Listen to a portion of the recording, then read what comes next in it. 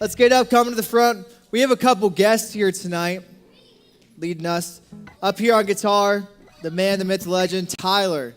Should be easy to remember. Back here on the drums, we got Austin, the man. And then right back here, we got Hunter. Give it up. All right, guys, come on in. Come up front, squeeze on in. We're all family here at GSM. All right, put your arm around somebody next to you. Look me in the eyes, tell them, you look so good tonight. It's only because it's dark.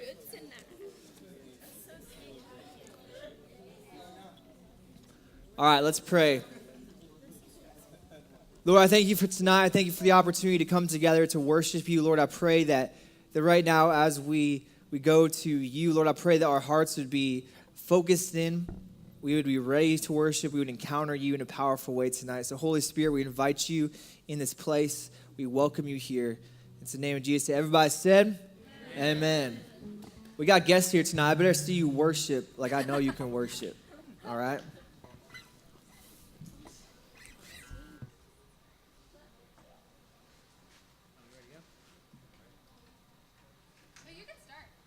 Oh, cool, awesome. All right, guys, let's worship together tonight. Come on. Let's get our hands together like this. Yeah.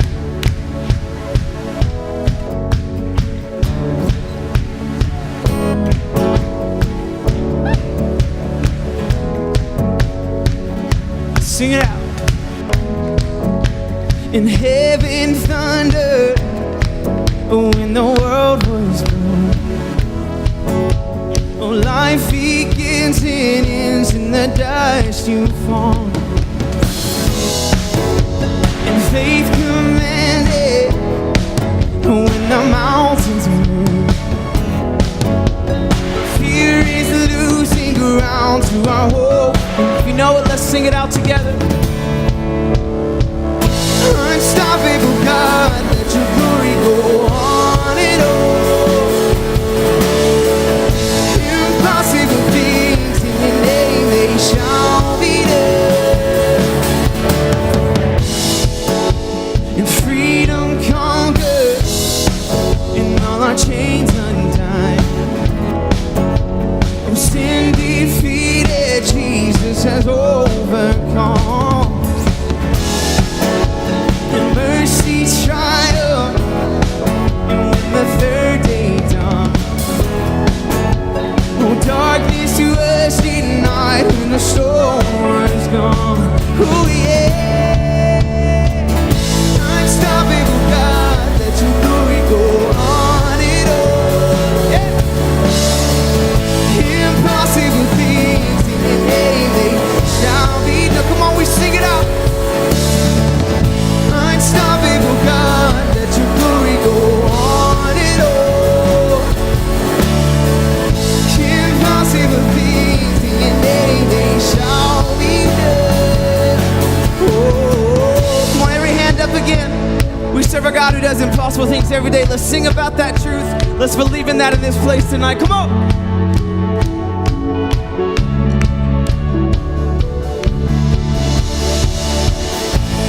Shall be impossible. Your kingdom reigns unstoppable. We'll shout your praise forevermore. Jesus, our God, unstoppable. Nothing shall be impossible. 'Cause your kingdom reigns unstoppable. And we'll shout your praise forevermore. Jesus, our God, unstoppable. Nothing shall be impossible. 'Cause your kingdom reigns unstoppable. And we'll shout your praise forevermore. Come on, sing. Nothing shall be impossible. Your kingdom reigns unstoppable. We'll shout your praise forevermore. Jesus, our God, unstoppable.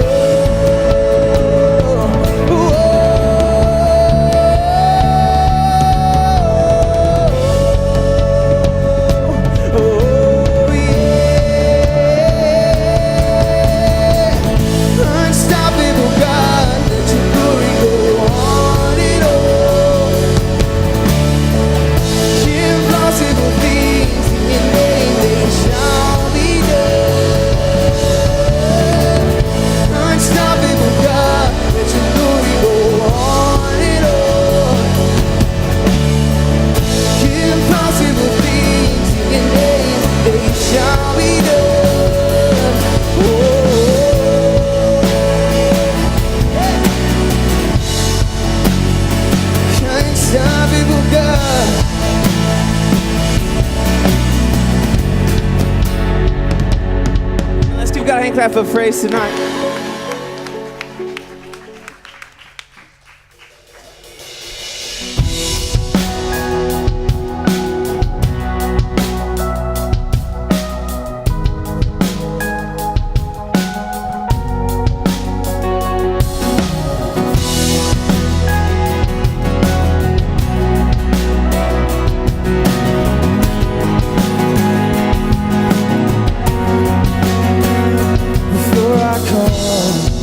Before I ever cry, you answer me from where the thunder hides. I can't outrun this heart I'm tethered to. With every step, oh, I can run. Come on, let's sing. Like a tidal wave crashing over me, rushing in to meet me here. Cause your love is fierce, like a hurricane that I can't escape, and tearing through the atmosphere. Your love is fierce. You cannot fail.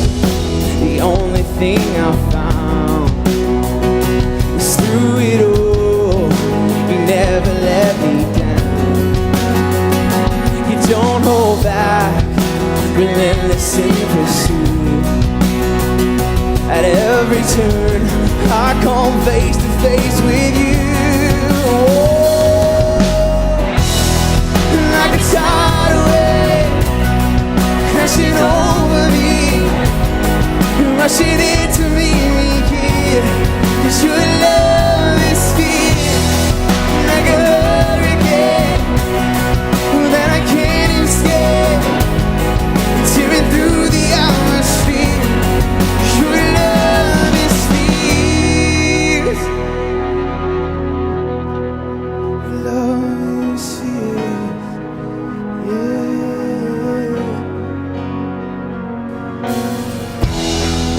You chase me down, you seek me out. How could I be lost when you have called me found? You chase me down, you seek me out. Oh, how could I be lost when you have called me found? You chase me down, you seek me out. Oh, how could I be lost when you have called me found? Yeah. Like a tidal wave crashing over me, rushing in to meet me here. 'Cause your love is fierce, like a hurricane that I can't escape. It's tearing through the atmosphere. Your love is fierce. Your love is fierce. You never let me go. Your love is fierce. Yes, it is, Father. Your love is fierce.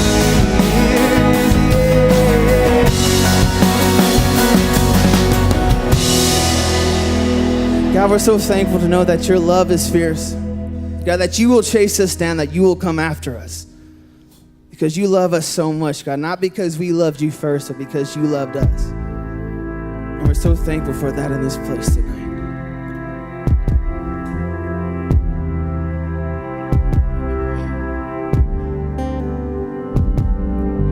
Peace, bring it all to peace. The storm surrounding me, let it break. At your name, still call the sea to stay. The rage and need to stay. Every wave at your name, Jesus, Jesus. You make the darkness tremble, Jesus, Jesus. You silence fear, Jesus, Jesus. You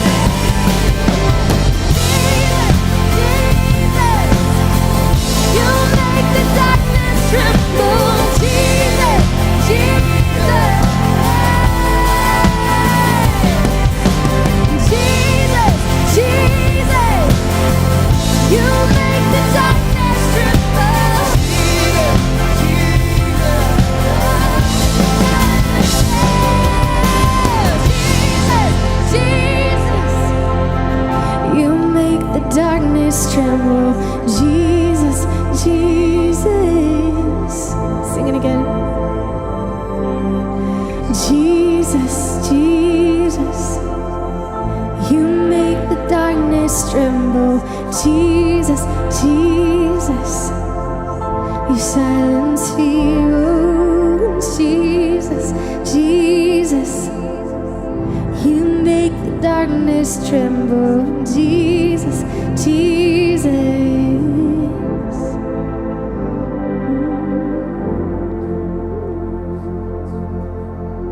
And I know you guys are in this season right now of school and stress, and you're tired, and you're worn out, and you're freaking out.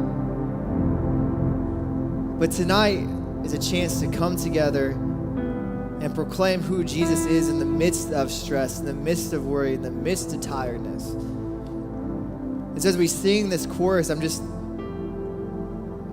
feel that tonight there's kind of just a lack of energy, maybe an apathy approaching tonight of just like, you know what, I'm here. I somehow got here tonight. And it's like amazing that I'm here. But now that you're here, what changes? Like, is this just another event that you come to on a Wednesday night, something else in your schedule, or is this something that gives life to go back into the rest of your week, to back into the stress? And the words that we're singing tonight are so powerful because they're true. The whole reason we're here is because of the power of Jesus and the fact that he gave his life for us, but didn't stop there, but rose from the dead, conquered death, conquered fear. That's not wherever you're at, whatever you're facing, he is the answer to that. You can study harder, you can try to sleep more, you can try to run to anything you want to try to give you strength, but I can tell you, the only place you find that strength is in Jesus. When we come here, we're not just doing an event. Pastor Charlie talked about this on Sunday, that we want to come and we want to encounter God. So I want us to sing this again, Jesus, Jesus, proclaiming who he is, but with arms outstretched, because when we lift up our hands, it does nothing magical. It's just proclaiming, God, how great you are. And if you're at a sports game or anything that you think is amazing and blowing you away, what do? You lift up your hands. And so when we worship God and we proclaim how great he is and how amazing he is, when we put our arms up, it signifies that we are lifting him up, that he is worthy of our praise. So let's sing that together with a heart of lifting him above whatever we bring in this room tonight. So God, I thank you so much that in the midst of everything that we face, that you are greater, you are stronger, you are the answer to everything. And so tonight I pray that whatever's been carried in here tonight, God, as we leave this place, there would be a weight lifted, that there would be strength renewed, not because of anything that's said or done, but because of your power and your spirit. So we worship you, God.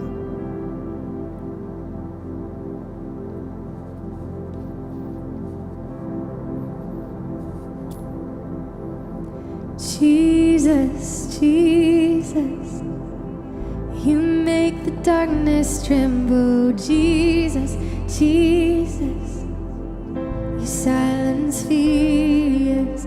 Jesus, Jesus, you make the darkness tremble. Jesus, Jesus.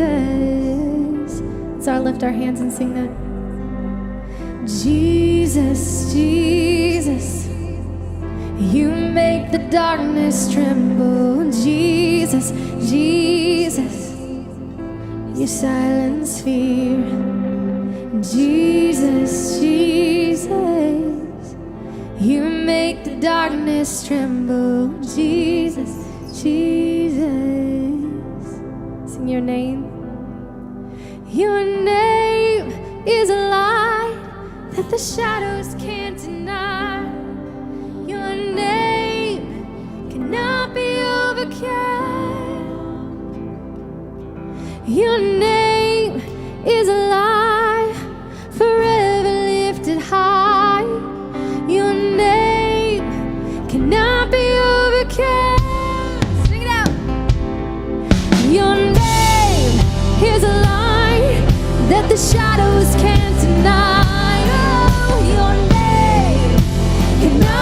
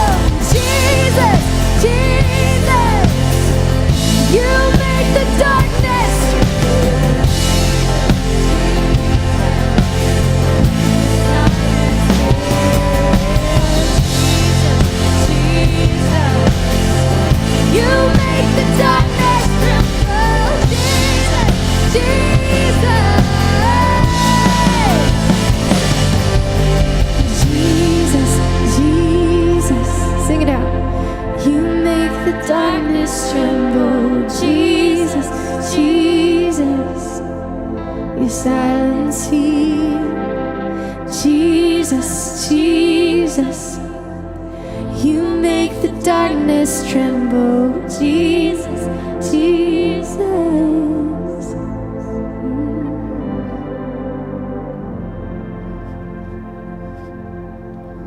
As we close out, I want you guys in your own words just to praise God for how great he is. And so we don't do this very often, but I just want us to pray simultaneously, out loud. You don't have to scream or anything like that. Just pray out loud, because we serve a God. We don't have to sit there and one person at a time pray. The next person. He intimately knows you. He can hear all of our prayers. And so we don't want this to be just from stage out. We want you guys to engage. And so let's just spend a minute praising God in your own words for how great he is.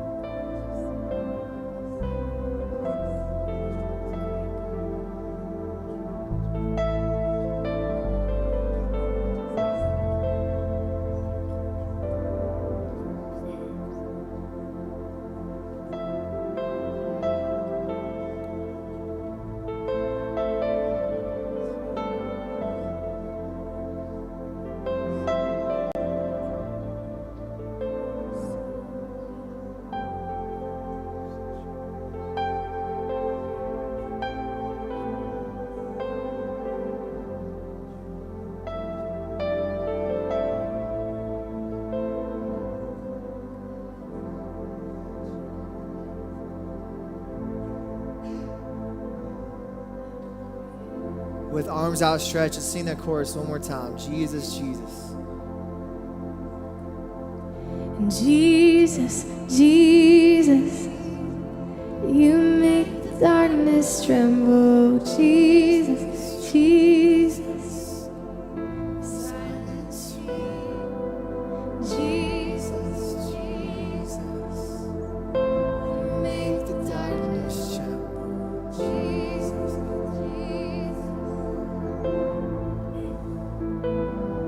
How great is our God. Sing with me, how great is our God, and all will see how great is our God. Ooh, sing that out. How great is our God. Sing with me, how great is our God, and all will see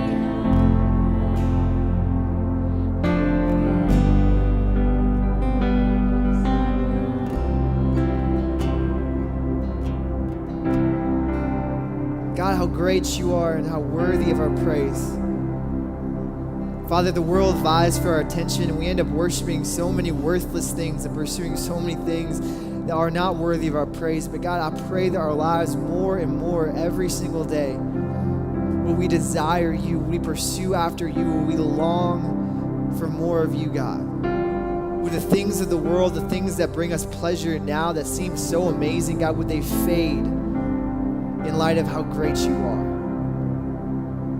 I pray that you would be our highest pursuit. Lord, I pray that you would raise up students in this room who are taking their faith seriously for themselves and who are pursuing after you every day in your word, in prayer, growing more and more to be like Christ. Lord, I pray that this would not just be an experience on a Wednesday night, but you would truly be raising up dangerous students who go into the world, carrying your hope, carrying your love. God, will you transform us by your love that we can't go in love. And Jesus, we thank you that you are powerful and you are mighty, and we worship you. And it's your great and amazing name that everybody said, amen. You guys, grab a seat. Before you do that, hug somebody next to you. Give a big old squeeze around the neck. Can you guys give it up for the worship team? Man, we are very blessed to have the music we do. Thankful. Thank you guys very much. Whew.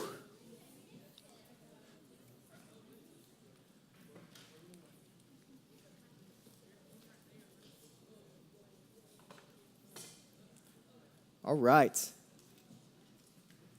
Get a little light, Marcus, so I can see these people. All right. Woo. How many of you guys are tired tonight? Like every single one of you when you came in was like, I'm so tired. Is it exams, school? What is it? You fell asleep at school, in the car? Don't fall asleep tonight, okay? And you can wake her up if she falls asleep, okay? All right, so tonight, you guys have like 9 days of school left, so you can make it. I believe in you. 9 days. All right, if you start falling asleep, just like seriously stand up, run a lap or something. All right, tonight we're starting a new series called Got Questions. 4 of you submitted questions, so thank you for those 4 people who did that. Tonight in your groups, when we break out, you all are going to get a card because seemingly you guys don't know how to use technology, except you do. So it's all good. We'll just make you write something down. But we're in this series, Got Questions, and we got a couple questions. And so the first one we're going to address, by the way, I'm so sorry. This is Samuel Kettner West. Everybody give it up for him. I know. Sam, would you tell us a little about yourself, who you are, where you came from, your life story? Just kidding. My name is Samuel. We're going to forget about that middle name, West. I was a student here for about 2 years, I would say, about 2 years. And I am now in college. It's as scary as it sounds. And I am now back as one of the leaders. I don't know what else you would like to know from me. Favorite color is a shade of blue that I can't really name. Sam's a really exciting guy. Thanks for sharing, Sam. My mom thinks I'm cool. All right. So Sam's going to be with us the next couple weeks as we break down some of these questions. So the first one that we're going to deal with is an issue that I think all of you deal with, because how many of you in this room have parents? All right. How many of you are alive? All right. You have parents. The first question is, it was actually a really long question. I don't know who wrote it in, but it was around like, your parents wouldn't let you be on electronics a certain time of the day. So I just kind of condensed it to something that we could all deal with, which is my parents put a lot of restrictions on me, and I don't agree with the rules they make. How should I handle this? Anybody ever have this problem in life? That you feel like your parents don't get it. They don't get it. You know? We're going to talk about that tonight. So there's 2 passages in particularly in Scripture that deal with obeying your parents. The first one, does anybody know where it comes from? The 10 Commandments. Look at you. The 10 Commandments. So in Deuteronomy 20:12, it says, honor your father and mother so that you may live long in the land the Lord your God is giving you. Okay, so that's in the 10 Commandments. And some of you might be like, but that's Old Testament. And that doesn't apply anymore, right? Well, trick, it's also the New Testament. All right, so Paul addresses this in Ephesians 6:1-3. He says, children. How many of you are a child? You are a child in this room. If you live under someone else's house and you don't pay your own bills, you are someone's child. Children, obey your parents in the Lord, for this is right. Honor your father and mother, which is the first commandment with a promise, so that it may be well with you and so that you may live long on the earth. So, what are the 2 things that God calls you to do as a child? Number 1, honor. Number 2, obey. Honor and obey your parents. I love what he says, children, obey your parents in the Lord. Your obedience to your parents is not on the surface about you and your parents. Your obedience is in the Lord, right? So your obedience to your parents has more to do with your relationship with God than your relationship with your parents. Your obedience to your parents comes out of your relationship with God. So if you are a Christian in this room, who would say you're a Christian? You have a relationship with the Lord. Your obedience to your parents doesn't come out of this place of just being for your parents. It comes out of being in the Lord. You obey your parents in the Lord. Honor your father and mother. And this commandment comes with a promise. Okay, so if you honor your father and mother, the promise is that you will live long in the land. You will prosper. How many of you want to prosper? I'm going to keep you raising your hands so that you can make sure you're awake. Want to prosper. And so when you honor and obey your parents and you learn to do that at this age, you are setting yourself up for a life of prospering. Because this is not the only time in your life that you're going to have to honor and obey. Some of you one day are going to have a job, hopefully. I really hope you guys do. One day you're going to have a job and you're going to have something called a boss. And your boss is sometimes going to make you mad. But now you are kind of in this training ground right now, learning how to deal with people, deal with situations. And so when you get to places where you're dealing with bosses, when you're dealing with your spouse, when you're dealing with other people, you learn how to honor and obey and how to communicate. And so right now, this time is not just something to get through. Like, how many of you feel like you just need to get through high school? I'm just going to get out of the house. That's like my mission in life. This time in life is a hugely important for your growth. So what does it mean to honor your parents? Anybody know what the word honor means? Respect. It means to regard with great respect. And so when you honor your parents, you are showing them respect and honor. It does not say always agree with your parents, does it? It doesn't say always agree with everything they say. No, it doesn't. It says honor your parents. So even in the midst of disagreeing with something they're setting up for you or a rule they have for you, you still respect them. You still honor them. You don't go to your friends and talk about them behind their back. You don't go to your room and be like, oh my gosh, I hate you so much. You're such a terrible person. I'm going to run away. How many of you have actually run away in your life? Megan, you actually ran away before? Yeah? Yeah. Tech? Yeah, girl. You were successful. All right. But even in the midst of not understanding why your parents do things, you still respect them. They have been put in a position in your life to be over you in this period of time. But I want to give you guys some tools. If you ever feel like, okay, my parents don't get me, they don't understand me, they're putting rules up that I don't think are right because I am 15 and I know what's right. Okay, I'm going to tell them. All right, so here's a few things to think about when it comes to how you're going to want to deal with your parents. The number one is around communication. Everybody say communication. Communication. Communication involves talking. Do you understand that? Communication, it's talking, okay? So the first thing to understand is when to communicate. So let's say your parents, you want to go to someone's house, you want to go to your friend's house, and you're thinking, this is going to be awesome. And your mom is in the middle of cooking dinner, doing dishes, cleaning the baby's diaper, doing a million things. You go, Mom, can I go to this person's house? What's she going to say? She's going to say no, and she's probably not going to say no. She's like, get out of my way. Get out of here. When you communicate with your parents is a big deal. Picking a time when they are not stressed out. I was talking to Nikki earlier, and when a good time to talk to them is then when they talk to you. How many of you are guilty of this? When you come home from school, your parents are like, how was your day? And you're like, fine. And you go up to your room. Anybody here? Do you know what a good communication takes? It takes two people. All right, so here's the thing. I'm kind of skipping ahead, so, okay. I'm going to wait for that. But when you come to your parents, you make sure that you come at a good time where they're not stressed out, right? So your mom's chilling on the couch. She's cool. You're like, Mom, can I get anything for you? Are you good? Like, can I give you a foot massage? Like, what can I do for you, okay? You get her in this place, and then you present your case to them. And here's where the next step is. Come with a plan.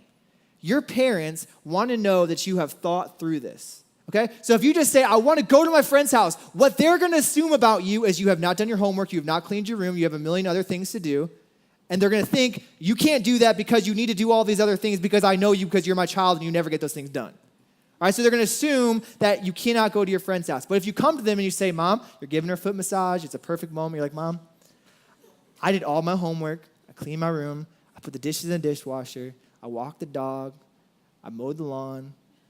I was thinking, tonight, how would you feel about me going to my friend's house? How many of you think that would be different than you going, Mom, when she's making dinner, Mom, can I go to my friend's house tonight? What's the difference in response? What do you think, which one's going to win out? Mom, you're so amazing.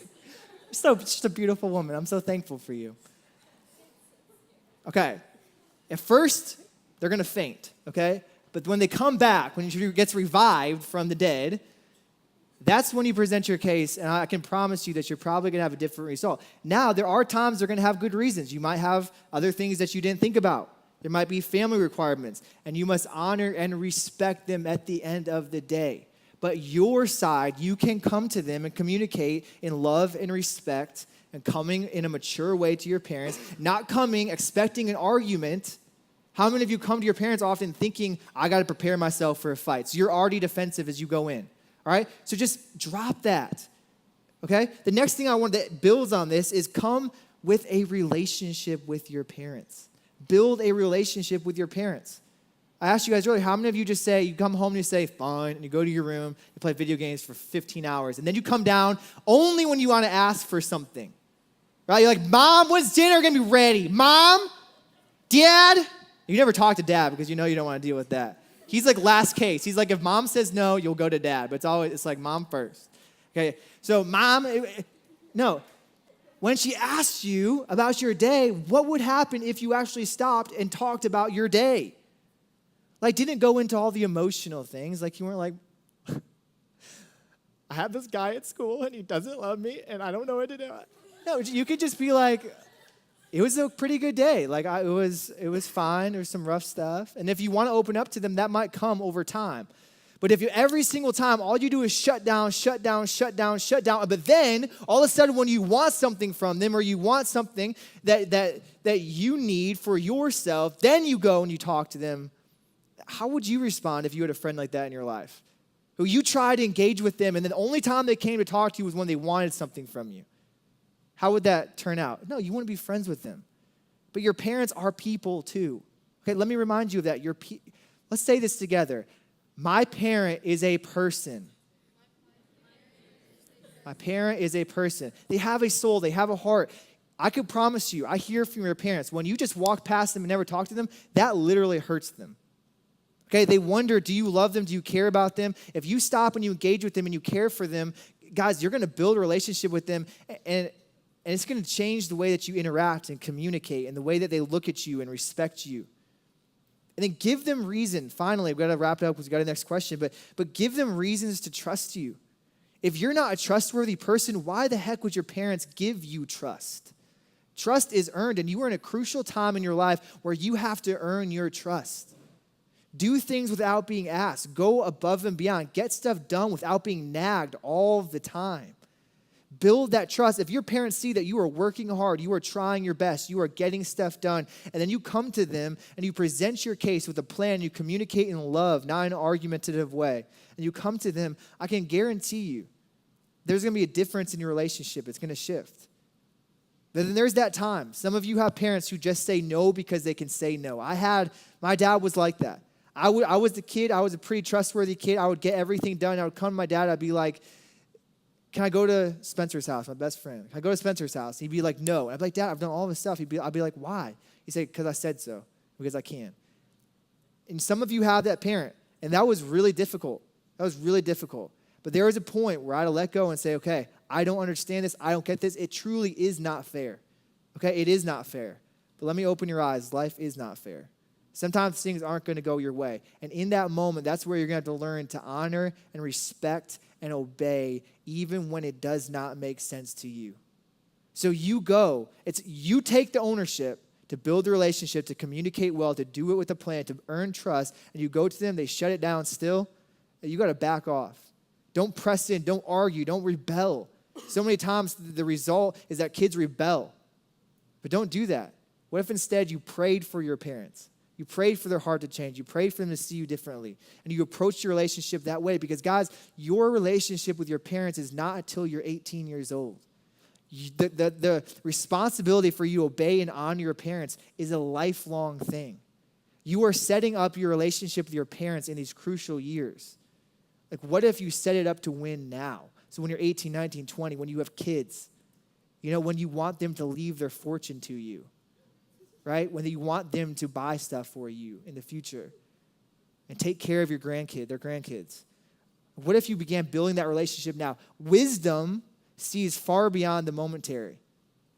But when you just get focused on now, what I want now, you're not going to walk in wisdom. It's not going to end in the result that you want. We cool? Does that make sense? Anything there helpful at all? We good? All right, let's move on. This next one is kind of shifting a lot. All right, the next one is how can I lead an atheist to Christ? Okay? Someone, an atheist, for those who don't know, is someone who claims they do not believe in God. They probably actually do. But they claim they do not believe in God. Take it away, Sam. We don't know. All right. You're good. Marcus has got it. This is on now. All right. Ultimately, there are a lot of arguments that you can hear out there. The first one is, and I don't know if you guys have heard it by these fancy names, but it's called the cosmological argument. Can anybody say cosmological? Got it. All right. So this is the basic argument, and people say this isn't necessarily proof, but it's what we can call evidence.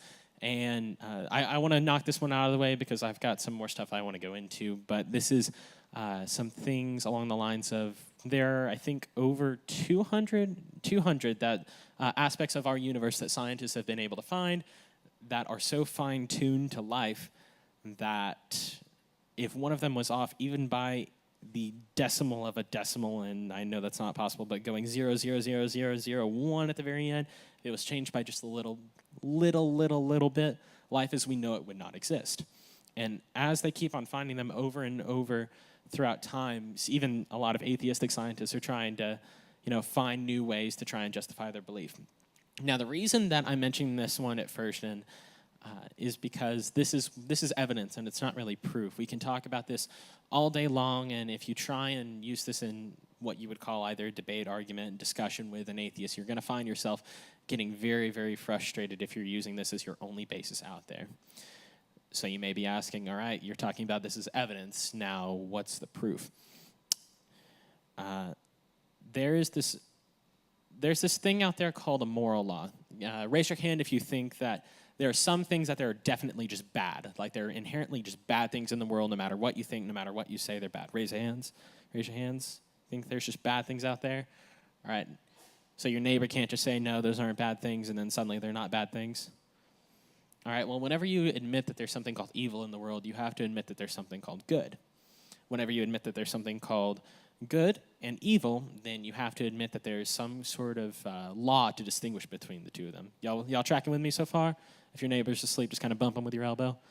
I'll try to make you not fall asleep. But once you admit that there's a moral law, then who gave us this moral law? Did we invent this ourselves? Do you think that Craig or I could tell you what's right and wrong based on our own opinions? Can I get thumbs up or thumbs down? Thumbs up if you think we can, thumbs down if you think we can't. I can't. He can, but he'd be wrong. So I suppose the biggest argument that you want to talk about then is, why do we want to talk about God as in, Jesus Christ or God the Father or the Holy Spirit? How do we draw the conclusion between those two? Well, C.S. Lewis in his book Mere Christianity talks about this idea that a lot of people find that going to heaven means that you're just going to be in the presence of goodness all around you, when in fact that's not quite what the Bible talks about heaven being, or that's not what the idea of goodness coming completely around you would do. It's something where it would completely envelop you, would become every part of you. But if you've got evil inside of your own heart and that goes unchecked, and that goodness comes in contact with it, think of it more along the lines of if you ever have a fire and then you pour some water on it, are both the water and the fire going to be able to exist together? Like, is there going to be water that's going to sit on the fire without either completely evaporating or putting out the fire? Has anybody seen a fire that can do that? Because if there's that fire, I want to find it, because that's a really cool fire. But evil is this problem that we have, and Paul talks about it in Romans 3. If you have your Bibles with you, it is chapter 3, verse 10. It says, as it is written, no one is righteous, no, not one. No one understands, no one seeks God. All have turned aside, together they have become worthless. No one does good, not even one. Their throat is an open grave. They use their tongues to deceive. Their venom is asps underneath their lips. Their mouth is full of curses and bitterness. Their feet are swift to shed blood. And their paths are ruin and misery. And the way of peace they have not known. There's no fear of God before their eyes. I'm looking out at everybody thinking, wow, this dude's really a bummer. All right? So I'll tell you, there's good news. There is good news, and we call that the gospel, many religions, they talk about, you can get rid of that evil by doing these certain works, and you can get rid of that evil by doing this or doing that, or you can get reincarnated as somebody better if you do good works. There's this idea of karma in different religions. But in Christianity, it's the only one that says, no, we're actually not good enough. The gap is just too big. Because if us with our evil hearts got close to God without something reconciling that difference or helping that difference, then, death is the only logical thing that could actually happen to us. So the solution of this actually was promised first in Genesis. When man first sinned, God went to the serpent and he said that a son was going to come from Adam and Eve who was going to crush him with his foot. And so, that's the good news so far, but overall it kind of develops over time, and it becomes this person that we know as Jesus. And Jesus is a person who comes and lives a blameless life, and, people ask, why did Jesus come to earth? He wanted to come to earth, and, could God have ultimately just said, all right, no more sin, no more evil, and just done away with it? Yeah, he's God, you're not. So, he comes to earth, and he decides to live a blameless life. He takes the life of a carpenter, which is honestly not an easy living. I don't know how many of you guys have tried putting in carpet in somebody's house or tried building shelves or tried woodworking or any of that. It ain't easy work. His parents were shamed in the town that they lived in because, if somebody gets pregnant out of wedlock, there's certain implications that are there. That was his family that he was born into. Yet over the course of his life, we know that we have these large no-nos that are put by the Jewish community there. And, he keeps going. He worked as a carpenter, and he was thrown into situations and questions by the Pharisees that had he just plain answered them, he probably would have been trapped, ultimately. And we'll talk about that in a little bit. But, you see that he's betrayed by some of his best friends. He's betrayed by Judas, and he's denied by Peter in front of anybody, and everybody will hear it. And ultimately, he's beaten by the Romans, which Romans are notoriously good for, knowing how to inflict pain. And he was put up on a cross, which is, throughout history, considered to be one of the most humiliating ways to die. And that would have been the end of it. And, sin and evil could have thought that they had their own victory. But 3 days later, he comes up from the grave again. He's able to defeat death, and ultimately, he's able to bridge that gap in them. Because evil put an innocent man to death. All of it was able to go on him because he was the thing that could close the distance between us and God. He says, I'm the way, the truth, and the life. No one comes to the Father except through me. Because if we tried to hop that distance on our own, no one would be able to make the jump. So the question was, how can I lead an atheist to Christ? And let me tell you, if you want to put on your little philosophy caps for just a second, can everybody put on their little philosophy caps? Do you guys not do this stuff where you just see, they're doing it? So you guys need to put on your little philosophy caps for a second, I'll tell you. We don't. We have to remember that there's only one person who can reconcile that distance between us and God. And, while there are things that we can do to help point them in the direction of Jesus, the thing that we need to do to lead them is sometimes just give it room. And I want to talk about this idea of, there is frustration because sometimes without God, it leaves us very answerless, in fact. There's this philosopher in the 19th century. His name is Friedrich Nietzsche. Can everybody say Friedrich Nietzsche if you try? Nietzsche. It's spelled really weird. And he talks about in his, it's called The Parable of a Madman. He talks about a man that comes into the midst of everybody and he says, God is dead. We killed him. We did it. I don't know how, but we did it. And he talks about, how are we going to wipe this blood away from us? How are we going to take the sponge to wipe away the horizon? He's not literally talking about how are we going to take a sponge and then run to the sun as fast as we can into the water. That would be kind of silly. But he talks about, how are we going to answer these questions that are now left? If we take away God out of the equation, we're going to have to be the ones that come up with all the answers. And if we're short anywhere, it's going to cause disaster everywhere. And are we going to put this upon ourselves? And it's a very long parable, very confusing language. But you have to understand that from a naturalistic perspective or an atheistic perspective, there's no way to answer these questions. There's no way to fill in these gaps. Next, I want to talk about, I call it diving in at the right place. Take a look at whenever Jesus had conversations with people. Does anybody remember the parable, not the parable, but the story of when Jesus was asked, is it okay to pay taxes to Caesar? Does everybody remember that? Has anybody heard that? Well, for those of you who have not, the story goes like this. Jesus was with his disciples, and a man walked up to him and said, is it okay to pay taxes to Caesar? And since April was just last month, April 15th, I kind of wish that he answered this differently so that way I wouldn't have to pay my taxes. But he says, he doesn't answer him straight up. He doesn't say yes. He doesn't say no. In fact, this person was trying to trap him in the question because if he said yes, then it would look like he's just a political advocate for Caesar, and that's all he is, and he could be immediately dismissed to the Jews, the exact people that he's trying to minister to. And if he said no, then he would be considered a rebel against the Roman Empire. So what does he do? He does this thing where he questions the questioner, and he wants to make sure that he has the right suppositions right. And so he says, can you bring me a coin? And so he brings him a coin that's used for the tax, and he looks at it, and he says, whose image is on this coin? And the man says, well, it's Caesar's. It's obviously Caesar's. And so Jesus says, give to Caesar what is Caesar's, and to God what is God's. Now, this is the part that I really, really, really wish had a follow-up question, and I feel like if we had most people here today, they would ask him this follow-up question. Does anybody know it? What belongs to God? Give to Caesar what is Caesar's, give to God what is God's. What belongs to God? Well, let me ask you this. Do you know whose image is on you? Just gonna... That's the basic idea of it. Christianity is one of the only religions out there that affords you that fact that you are made in the image of God. Now, how do we apply this, all right? The question was actually, how can I lead an atheist to Christ? And I've given you a lot of just kind of beat around the bush kind of answers. And ultimately, we know that we aren't the ones to do it.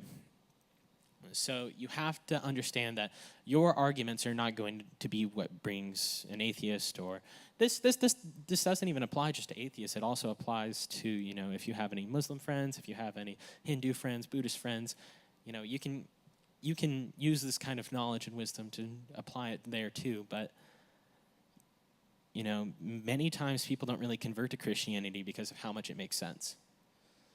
Because there are times where, honestly, I've looked at it and it doesn't make sense, and my faith required me to actually go out and ask more questions and learn more about my faith. But they see it in the lives of Christians. They find a kindness that they don't see anywhere else, a joy that they don't see anywhere else, respect that they don't see anywhere else, a gentleness that they don't see anywhere else. And there's this story in Genesis of Jacob and Esau, and I don't know if you guys know the story of Jacob and Esau. Jacob stole the birthright and the blessing from his brother, both in two different ways. One of them, he ended up lying to his father, who was nearly blind, and pretended to be Esau. And after a while of being on the run from his brother, he comes back and he sees him. And you can imagine what the natural reaction would be. Holy cow, you're trying to kill me, and I don't want that to happen. But what he says is, when I look at you, I see the face of God. Now, having that kind of reaction to somebody who wants to kill you is quite possibly one of the best things that you can know going forward. For whoever asked this question, or even if all of you have this question, that's what you need to see whenever you're talking to somebody, all right? Whenever you're talking to everybody, all right? That is the pinnacle of your job in all of this. You are just supposed to be the one who offers them that kindness, treating them and loving them as you would God. The first command, love the Lord your God. Second command is just like it, love your neighbor as yourself. Two go together. You can't separate them.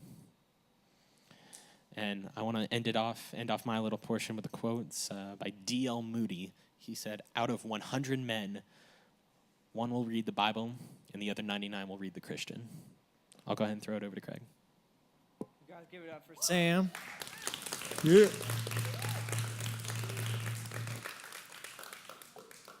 Yeah, Sam and I were talking. Like, Sam is a super philosophical guy, and he likes the arguments. And there are those resources out there. If you want to know more about how to defend your faith and theodicy, how to defend God. There's so many resources on YouTube. If you just look up that stuff on YouTube. I know you guys watch vlogs and dumb stuff. I know. I get it. They're kind of cool. All right, I got kind of caught on them a little bit. But there are other good things on YouTube where like Ravi Zacharias and people who are so smart and who have studied this stuff and know this stuff. But guys, ultimately, the fact that someone said, how can I lead an atheist to Christ, I think implies that this person is in a relationship with an atheist. And that is an amazing thing. Like, we want you guys to be in places where you're in relationships with people who don't believe like you, don't act like you, don't talk like you, don't look like you, so that you can, like Sam said, be Christ to them, be different to them. If you are just hanging around Christians all the time, and I'm guilty of this so often, like, what is the purpose of that? Like, I love this. The fact that you are in a relationship or friendship with atheists is the best place to start. You will not lead them to Christ. But being in a relationship and walking with them and showing them the love of Christ is the place to start. And praying for them, encouraging them, and your life actually reflecting Jesus is going to be the best reflection of Christianity. And the Holy Spirit is ultimately going to be one who leads them to Christ. And if you want to know more, come talk to Sam or myself to get the resources to have a foundation for why we believe what we believe and more of that, because I think it's important for you guys, especially for some of you seniors who are about to go off. You might even be going to Christian schools, but you're going to face people who don't believe what you believe, and knowing why you believe what you believe is hugely important, even maybe more important for yourself than to go convince an atheist. You need to know for yourself. All right? We love you guys. We want you guys to spend some time in your groups. We want to make sure you do it every single week. So you will split up to your groups. If you have any questions for your leaders, make sure you ask them clarification questions. Leaders, come see me in the kitchen real quick, because I'm going to give you cards that I want each student to write down a question for rapid fire the last week. You cool? All right, we love you guys.